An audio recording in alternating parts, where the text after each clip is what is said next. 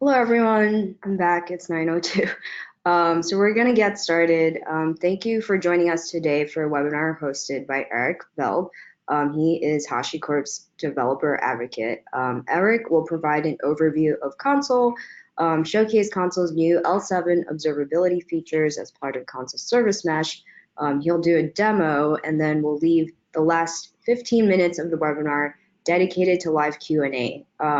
I just want to let everyone know that this webinar is recorded and will be made available after post-processing, usually within a day or two, so look out in your inbox. In the meantime, as Erik's doing the presentation, if you have any questions, make sure you put it in the questions box so we can field them in the last 15 minutes. And with that, I'm going to hand it off to Erik. Okay, well, first of all, thank you everybody for joining this early in the morning. Let me grab the correct screen to share. There we go. And there we go. So I'm hoping everybody can see that correctly. So today we will be talking about layer 7 observability with Consul Service Mesh. As Lynn said, I'm Erik Veld and I'm a developer advocate at HashiCorp. And if you want to reach me after the webinar, you can reach me at those details. So first, an introduction. Today we will be looking at one of the 4 essential elements of dynamic infrastructure. The case being our multi-cloud service networking solution, which is Consul, and specifically about the service mesh capabilities of Consul. So we'll not be looking at the other things that Consul provides, such as service discovery or central configuration using the key value store. And first, I would like to take a look at why we would want to adopt things like a service mesh. So over the last few years, there have been a lot of things changing in development. We've been moving from monolithic applications to more smaller applications and to microservices. And we've been starting to schedule these applications using schedulers such as Kubernetes or Nomad. And this brings with it a lot of difficulties. So whereas normally the application would call its functions internally, we are now actually calling functions via RPC calls over the network. And then with the change to systems like schedulers, we're also moving from static infrastructure to a more dynamic infrastructure where everything used to be statically defined. All the hosts had set IPs and set ports were opened on the firewall. And now we're moving to where we spin up cloud servers. We don't know beforehand what the IP will be. And services can come up one instance on one server, and then if they crash, they can be moved to another server by the scheduler. So here we can see some differences between the two. So whereas normally everything was statically defined, the load balancers were statically defined. You'd have all the routes saying, if you want to reach application X, the DNS was specifically put in that it would be running on a certain IP. And then the firewall rules would be put in place for that as well. So this actually causes some issues for the business, because if you keep moving these applications around, then all these rules need to be adjusted in the firewalls and in the load balancers. And this can lead to long wait times. So if you have to request a change in the firewall, you might have to file a ticket and wait for the team that's responsible for that to pick it up. And in some cases, this can take months, right? And because these lists of firewall rules are becoming insanely large with all these microservices, it's hard to pick out mistakes in that configuration, or you can maybe miss some rules, or when you need to remove an application, forget to remove some of them. And then, of course, these load balancers and firewalls are also expensive to maintain. And then, because we are moving the calls to over network via RPC, we actually get an extra problem, which is that networks are not 100% stable. We'd like to believe they are, but often we get transient failures. And that's actually the most common failure. When you have a major availability breakdown, there was a paper from Microsoft that actually researched this. And the most problems you actually get are subtle faults instead of full stop failures. And these can be caused by all sorts of things. So for instance, there could be performance degradation, there could be random packet loss, so certain packets don't arrive. IO can be flaky. Maybe the application is having issues because of memory pressure, so crashes, or maybe the application is just throwing exceptions that are not fatal, so the application keeps running, but it doesn't serve all the requests quite as it should. And over the years, we've come up with a lot of solutions for this. So in case a service goes down, we'll discover it again using service discovery. We'll have multiple instances of each application running, so we'll load balance over them. And then if a request doesn't work, we can retry it. And then if we get flooded with requests, we can use rate limiting or circuit breaking. So the previous one was the reliability patterns that we've come up with to solve these problems. And the way we usually used to solve them is by building them into our applications. So for instance, a fat client using, for instance, the Netflix tooling, or building them into our proxies, for instance, using Consul template to do the service discovery for us. But that's not always possible. So for instance, you're not always able to adjust your applications. Say for instance, nobody remembers how the COBOL application was built, or it's in a language that doesn't have any fat client available for it. A way you can then solve this problem is by using a service mesh. So instead of solving it in application code, we actually move that logic to the infrastructure layer. So a service mesh is basically a network of proxies that are co-located with your application, and they make sure that messages get delivered from one service to the other. And it also has all these reliability patterns in there and additional security features, so as MTLS encryption for all the connections. And a service mesh is split up into two parts. So one part is the control plane, which in the case of Consul would be, Consul is the control plane, and then the proxies on the data plane are actually pluggable. And Consul would take care of the service catalog. It would make sure that all the certificates are generated and passed out to the proxies, and it would handle the central configuration of the data plane. Then the data plane, for instance, using Envoy proxy, actually takes care of the actual work. So when a connection is to be made, the proxy will actually check with the control plane if authorization is allowed for that connection. And then it sets up that connection. It does the retrying, it does all the metrics and all the service discovery. So if we take a look at one of those proxies and see how that works in detail. So if we have a web service, we would configure connect to have a proxy that would be co-located by it. So connect would actually configure that proxy automatically and start the Envoy proxy, for instance. And in this case, the code snippet also defines an upstream that the web service would want to reach, which would be MongoDB, and it would actually reach it on localhost. So services don't call each other directly anymore.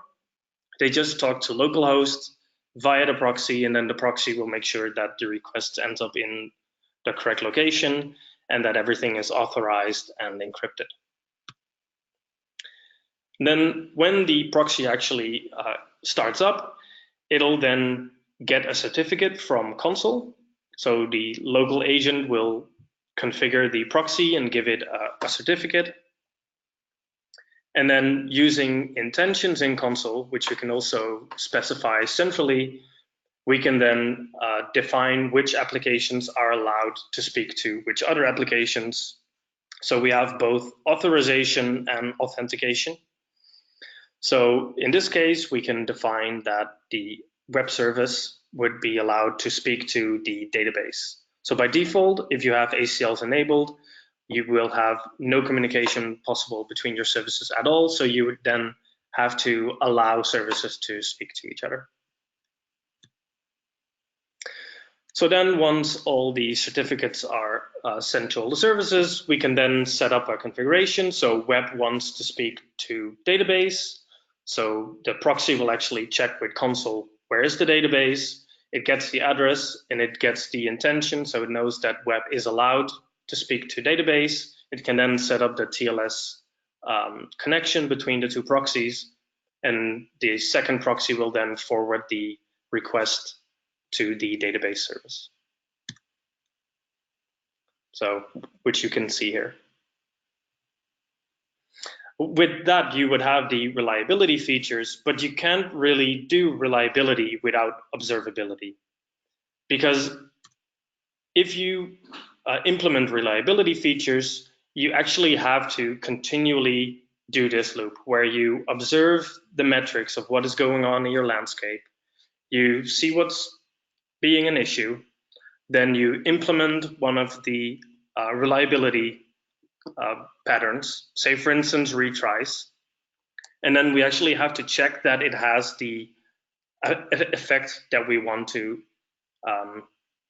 have it do, right? And then we observe again, see what is then going wrong, and then we can implement the next reliability pattern.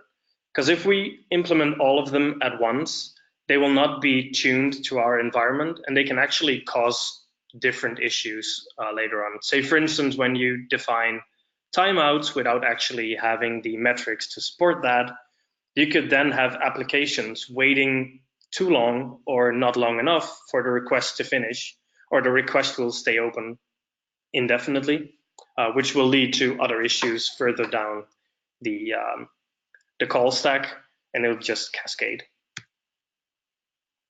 So when we're talking about observability, what do we mean? So observability actually comes from the control space. So it is a measure of how well you can infer the internal state of a system from external outputs. And those outputs can be a lot of things. So some of the things we might know are system metrics. So you could have network metrics as in throughput. We can have node metrics such as CPU load, memory usage, etc. We can have health checks from Consul or from other systems such as Kubernetes. We could have tracing, where we can actually follow certain requests through the whole system. And we can have access logs to see who actually tried to access our service. And then, of course, those are the ones that we can deliver with the service mesh, at least some of those. But the bottom three, we can't, and they're still very important to capture. So if you are getting the metrics from a service mesh, you would still need to augment them with application metrics, application logs, and of course, business analytics to actually see if your application is behaving the way it should in a bigger sense. So there's a few types of failures. So first of all, there's a full system failure, which of course is very easy to spot. And if all the metrics suddenly go to zero, you know something is wrong, and it's probably easy to pinpoint. Then there's the global service failure, where every instance of a certain service doesn't work anymore. That's usually pretty okay to find the source for as well. But then when you go to finer grained failures, such as the service instance failure, you get the problems where you could see strange metrics, but you might not be able to directly pinpoint where it's happening. So because of that, it's very important that we collect metadata around our metrics. And that's also why layer 7 is so important.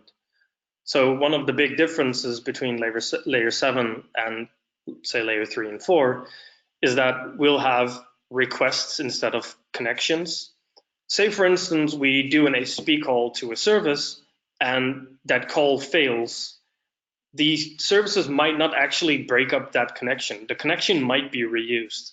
So in the case, if we only had L3, L4 metrics, we would not actually see a fault because the connection would still be there. We don't see drop connections. So what we want the actual status code of the requests, say the 500 codes or maybe the 404s if we're interested in not found, or the 403s like unauthorized. They're all very interesting details for all of our metrics. And then in case you are using gRPC, for instance, you can actually see which methods are called over the network. So that gives us a much better view of what is actually happening. And say one service is actually throwing a lot of 500 errors, then we specifically know that it is an internal service error, and we can do something about that. Whereas if they're all authorization errors, we know exactly where to look for that. So a way to get the metrics out of Envoy, you can use a few metric systems. So one of them is StatsD, which was originally created by Etsy based on a design by Flickr. And it's a push-based system where metrics are pushed into the StatsD agent. But the problem with StatsD is there's no metadata. So if we go back to the previous slides, the important thing is that we have metadata. So StatsD is not a nice fit for what we want to achieve. So for that, Datadog actually created a protocol based on StatsD, which is called DogStatsD, and it adds metadata through tags. So whereas the previous slide, you would see the metrics, my service, service one, my method called, but it doesn't mention the instance, for instance. So in the case of this one, we could add tags that specifically pinpoint each instance of our application. So we can create a much richer data set that we can then filter on. And another great option is Prometheus, which compared to StatsD is pull-based instead of push-based. And it supports metadata by default and has a very nice querying syntax as well. So let's move on to configuration of our metrics in our service mesh. So this is actually in the demo, the situation that we will be creating. So we have a Consul cluster and Consul agents running on Kubernetes. And we have several services, and those services will be communicating with each other through sidecar proxies. And then these sidecar proxies are actually emitting metrics to statsd. So we have a docstatsd exporter there.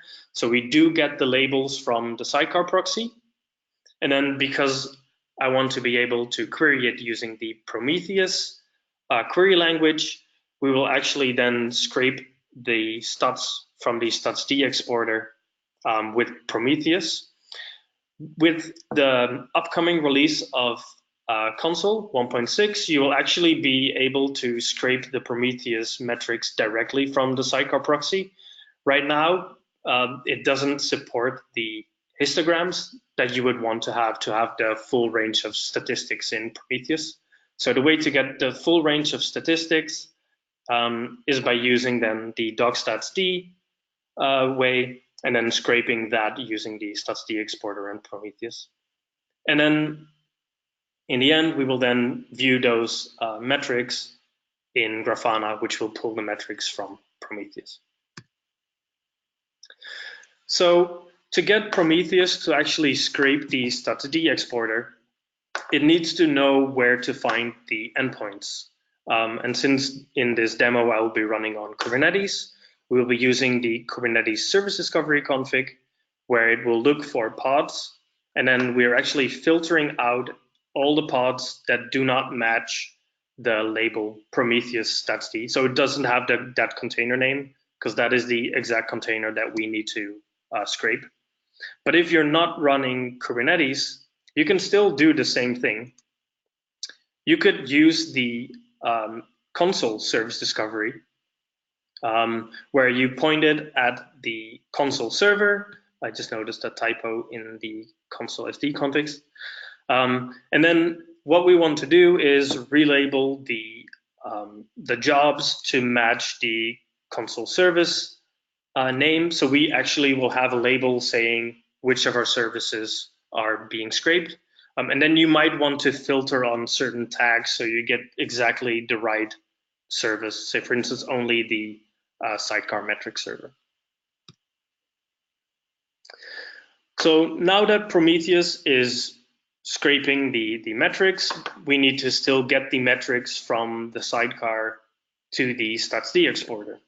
So to do that, we can use the new capabilities of Consul, where you can define a centralized configuration for your proxy defaults and your service defaults. And you can also do centralized configuration for each of your services or specific proxies. So in this case, we want all the proxies that we will be running to have the docstatsd URL set to localhost and then the statsd port 9125. So in case you were using the Prometheus metrics directly, you would set the bind address, which would just be on the pod IP and then the Prometheus scrape port.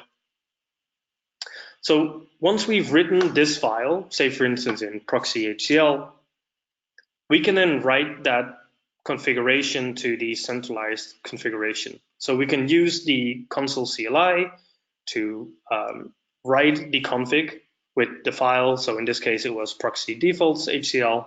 So we can do Consul config write that file, and then it will be stored and it will be distributed to all the Consul agents. So now Consul is configured to send the metrics for all the sidecars to statsd and then Prometheus to scrape them. We still need our services and sidecars to actually emit metrics themselves. So we will need to inject sidecar. So if you're using Kubernetes, we can use the Consul Kubernetes Helm chart, which will actually inject an envoy for us. So if we create our Consul cluster using the Consul Helm chart, we can actually specify that we want to inject sidecars, which I will show in the demo later. And then for each of our services, so this is a piece from a deployment YAML. So this would go in the template area. You would just define an annotation on the metadata that would say, yes, I want to inject connect. And then these are the upstreams that this service should be able to reach. And then we can apply this deployment YAML file, and then Consul will actually inject an Envoy container for us in that deployment and set up the metrics for us as well. So if you're not running Kubernetes, you can do the same thing. You can just configure your service yourself instead of having Consul injected. So this is just a normal service stanza where we're defining our service Emojify API, port 9090, and we're creating a sidecar service for that service. And we're configuring our proxy. So we want the proxy to listen on localhost, port 9090, and we want an upstream for Emojify Facebox, and then below that is the upstream for the Emojify cache with their local ports. And then if we create that config, so we register this service, and we then call Consul Connect Envoy, and we can create a sidecar for Emojify API, which if we go back is the name of this service that we just registered. And Consul will actually start up Envoy and bootstrap it for you. So that then runs that container. So let's take a look at how we can actually implement this. So let me switch over to my demo environment. I'm hoping everybody can see this. Just double checking, Lynn. Yeah, this looks good. Okay, cool. So we are running several pods. So we have a Consul cluster running. It's a single node cluster, so nothing special. We have Prometheus running, and we have Grafana running. So here you can see that we have the Kubernetes dashboard with our pods, but we're not running any applications yet, right? So Consul is very empty. We don't have a dashboard in Grafana, and Prometheus doesn't have any interesting metrics yet for our sidecar proxies. There's no Envoy metrics yet. And we don't have our application yet. So let's first take a look at how we set this up so I can show you how to configure Consul to actually do this for you. So this is just a values file for a Kubernetes Helm chart. In this case, it's the Consul Helm chart. And the things that we are interested in is the connect inject. So in this case, we enable the connect inject. I don't want to inject the sidecar for every one of my pods, so I disabled that by default. And I can actually configure that centralized config that I showed before how to write using the Consul CLI. You can actually implement that directly in the Helm chart. So we want to enable the central configuration. I set a default protocol, which enables the L7 for all the services by default and assumes they are HTTP. So in my case, most of the landscape is HTTP, only one service is GRPC, and then we can override that specifically, which I'll show you how to. And then we can define those proxy defaults, which is just the JSON variant of the HCL that we implemented before. So we specify the docsets.d URL here. So then we have the Prometheus values, which has our scrape config. So I was talking about getting metadata for your pods, that it's very important, because otherwise you might see metrics of pods failing, but you cannot actually pinpoint which of those pods it would be. So in this case, I'm actually rewriting the Kubernetes app label of the pod to the target label job. And in that case, once we get metrics, we will actually get this label attached. So job will say Emojify API or Emojify cache. So before I apply that, let's first take a look. So here you can see the deployment file that I was talking about with the snippet that I showed you, which specifies that we want to inject the sidecar. In this case, I explicitly specified again that the protocol of this service is HTTP. So you could specify all of them like this and ignore the default protocol if you want to. And then I specify that this service has two upstreams. It wants to be able to reach Emojify Facebox on port 8003 on localhost and Emojify Cache on 8005 on localhost. And then this is also an important one to showcase, that we are actually setting an environment variable for the application that will actually throw errors on purpose. So in the metrics, we'll actually get some 500 errors. And then we actually have the other service, which was not HTTP, where we specify the protocol to be gRPC. And this allows us to actually see the gRPC method calls, like the exact names of the methods being called in our metrics, which we will use later. So let's apply this.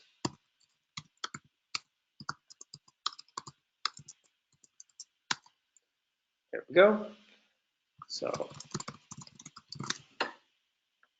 we can see that it's spinning up the pods. Let's wait for Kubernetes to start them up. Okay, initializing. So what we will see is, let me enable another new feature from 1.5. We can actually set up blocking queries so we don't have to refresh our service list ourselves. So here you see that we immediately get an update and it'll actually refresh automatically. So we have to wait until these sidecar proxies are all healthy so we can actually reach all the pods that we need to. And then eventually the Emojify tab should become healthy as well. So it's still initializing. It's registered the pods, but they're not all healthy. So I'm assuming we're still waiting on the sidecar proxy to start up. Okay, so that should be all of them. Let's make sure, yes, they're all running here. Now let's wait for the sidecar proxies. Another nice new feature of 1.5 is that you can actually get details about your instances. So this is the Emojify API service, and it has an instance running on Kubernetes. And we can actually see the sidecar proxy in here. So we see that this sidecar proxy is actually associated with this service. And then that sidecar proxy, we can actually see the upstreams that are being specified. So it wants to reach the Emojify Facebox service and the cache service. All right, so everything is healthy. So we should have Emojify here. And since all the sidecars are working, we should be able to emojify an image.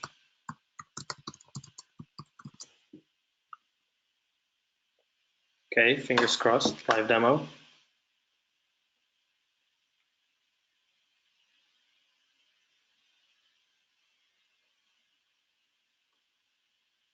Okay, so we see that it took the picture that we put in, found the faces, and then put emojis on them. It even found some strange artifacts here. But that should mean that we should now have metrics for this because we registered a service, we configured the metrics centrally, and then now if we scroll down to the E, oh, not yet, maybe refresh this one.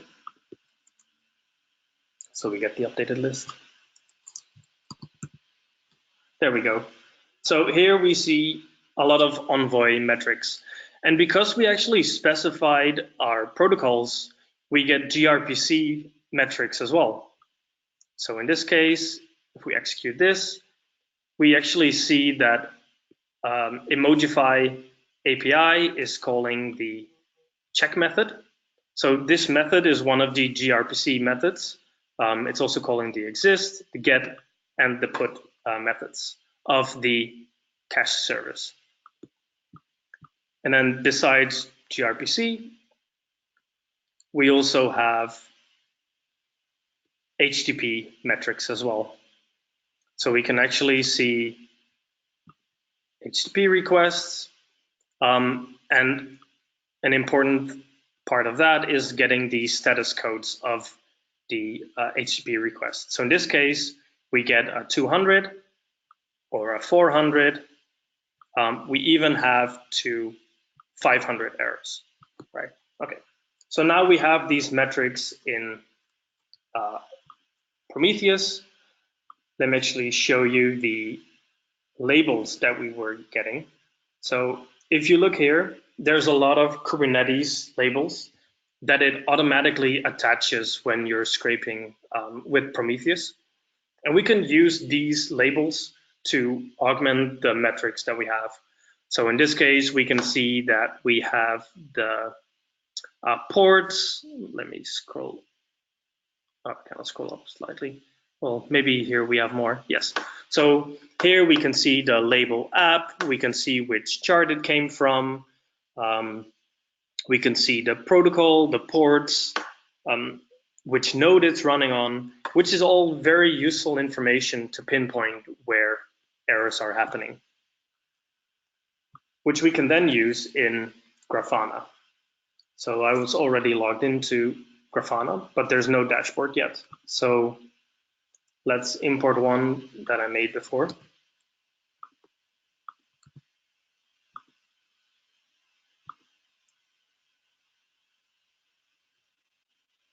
Okay.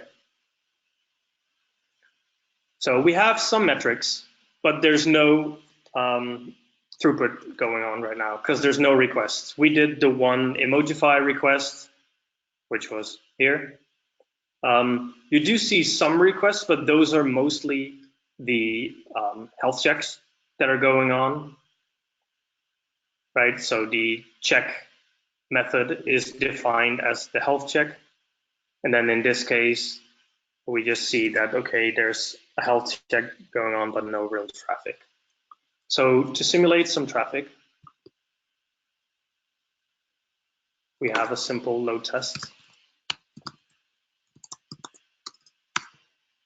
So what this will do is it'll hit the Emojify ingress, which would be the outside of our application. And it'll, for 1 minute, do 5 consecutive user requests at a time, right? So let's apply this one.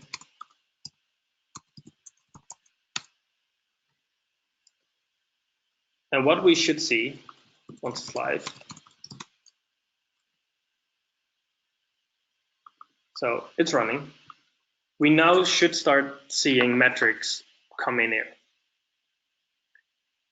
And since Emojify is also injecting errors, so it's faking that it sometimes cannot reach the cache, we'll see those as well. So right now we only have 200 errors, which means everything is fine.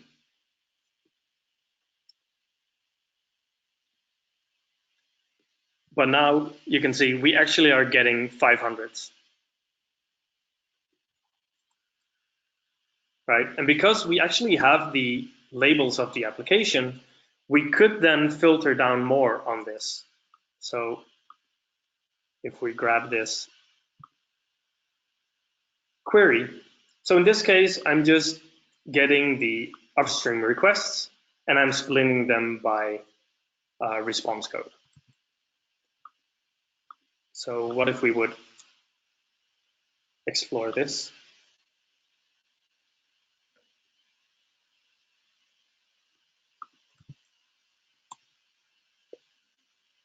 So here we can actually see that we get quite some nice metadata.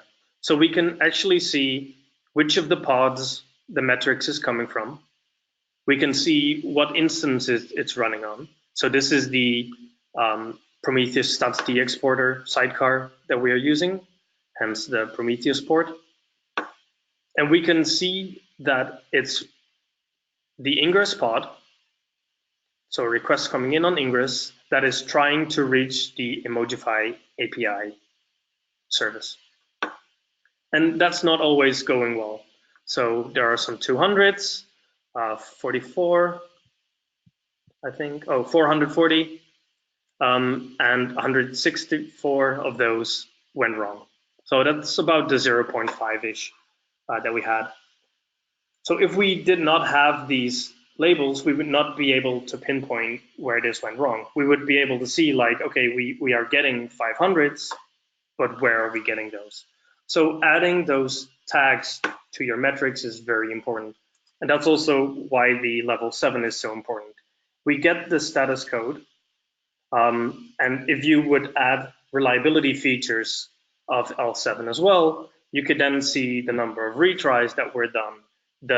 If something failed because of a timeout, you could see the outlier detection. If services were actually put in timeout because they were misbehaving, all those things you can get from the L7. Whereas if you would only use L3, L4, you would just see, okay, we have X amount of connections. Sometimes they're disconnecting, but not always because they're HTTP requests. And you would maybe see the throughput go up and down. But that would be very difficult to actually notice that there's something wrong and then pinpoint what is going wrong. So one of the other interesting metrics was the GRPC.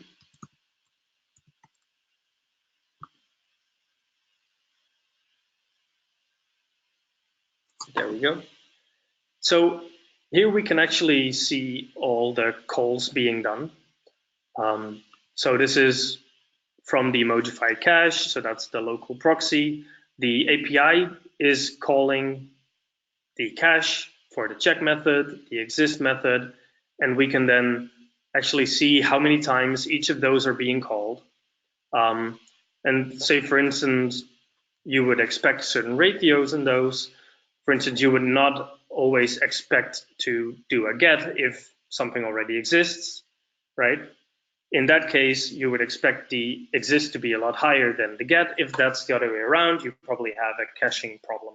So in this case, we have 830 versus 412, which corresponds to the 0.5 failure rate that we inserted. So half of the time, it thinks there's no existing cache value, so it tries to fetch it again. So by using these metrics, you can actually correlate what is happening. Okay, so back to the dashboard.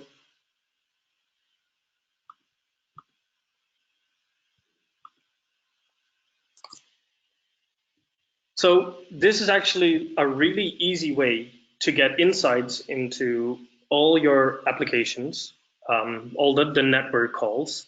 And then if you augment this with metrics, say Kubernetes or from your node metrics, you get a very rich view of what's going on in your landscape with very little effort.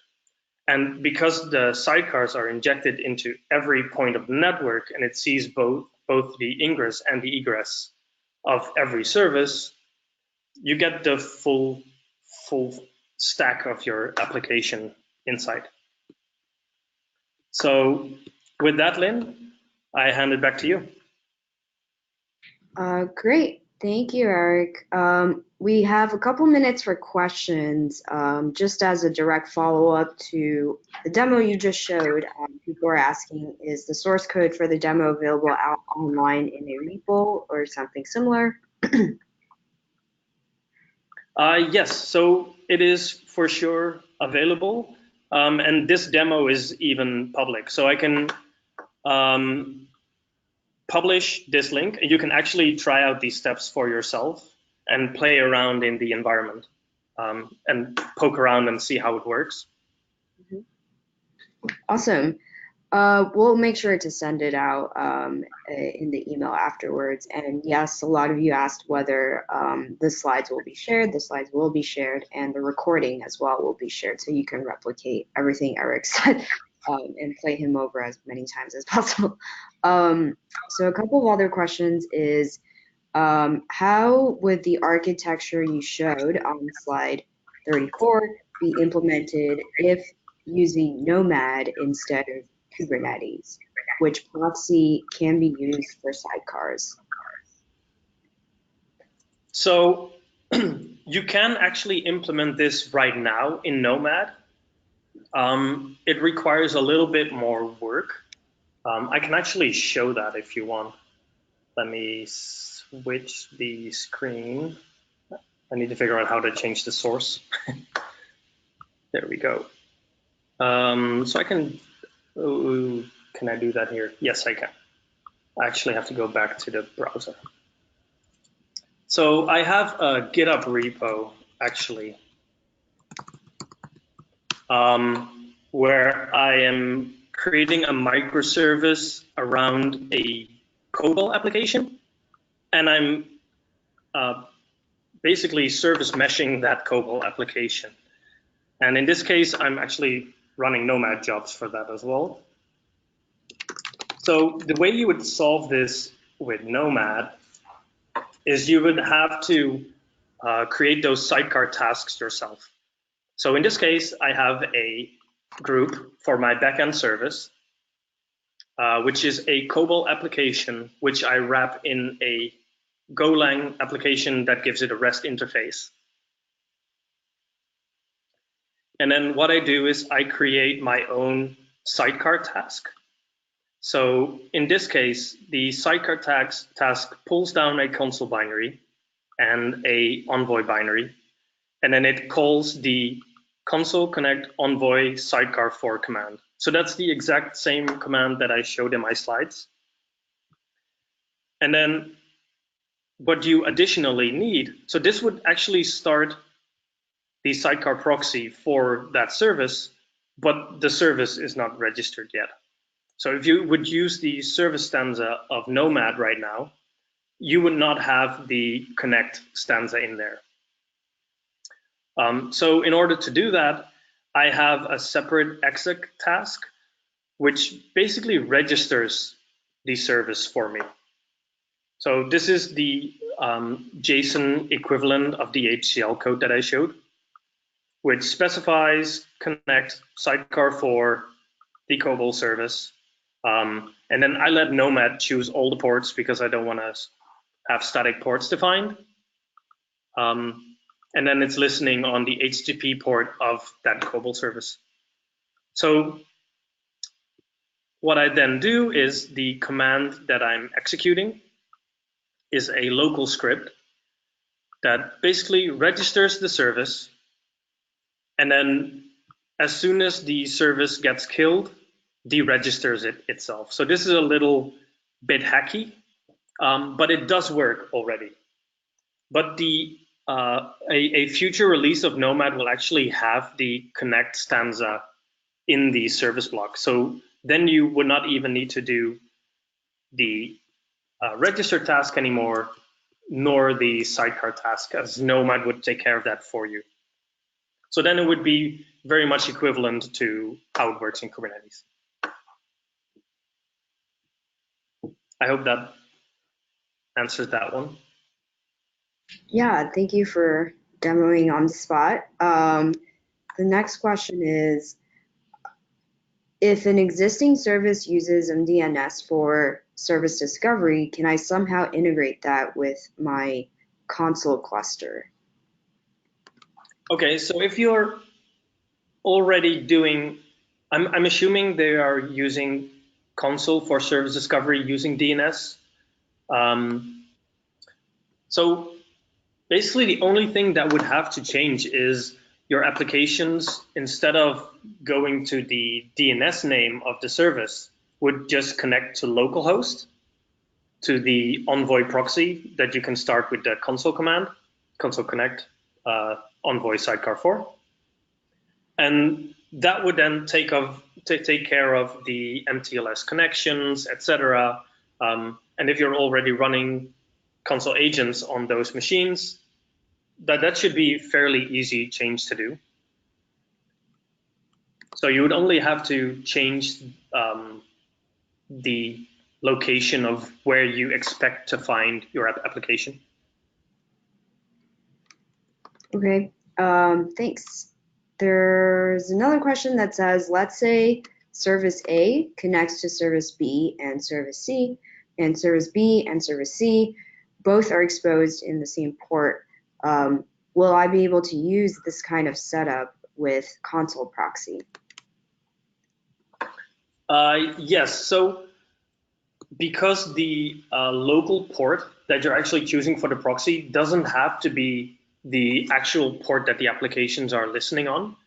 And so let me go here. Say, for instance, service A in this case, inside a pod, it'll have its own IP. So then the ports shouldn't be an issue either way. But say service A is listening on port 80. We can then specify the upstreams of those services to be, say for instance, B wants to talk to A. It doesn't have to specify port 80 on its own upstream. It can use 8001, 8002, etc. So they're not hard tied to each other. That's why in my Nomad setup, I'm actually using dynamic ports for everything. So the HTTP address that I'm getting. The port is a dynamic port that I'm then actually using for that. So yes, you could do that with the same ports. If you have a specific setup that you would like to run past me, just contact me on Twitter or send me an email or contact us on the new community forum. And I gladly look at the setup that you're talking about. Great, thanks, Erik. There's just a couple of clarification questions. One is when you say local host, do you mean the gateway or do you mean inside the container? So in this case, it is the pod localhost. So 127.0.0.1. It doesn't have to be the IP of the pod itself. So it's actually localhost. Gotcha. And is the Consul proxy based on Envoy?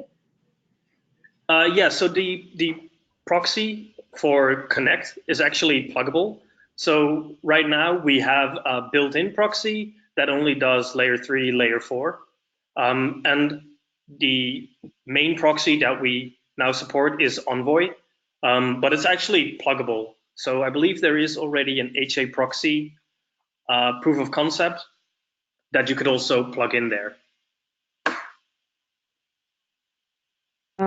Great, and we just have 5 minutes left, so I'm actually going to close off. I know a couple of you had a lot of Consul, Istio, Linker questions that we won't take on this call, but we will send some follow-up material.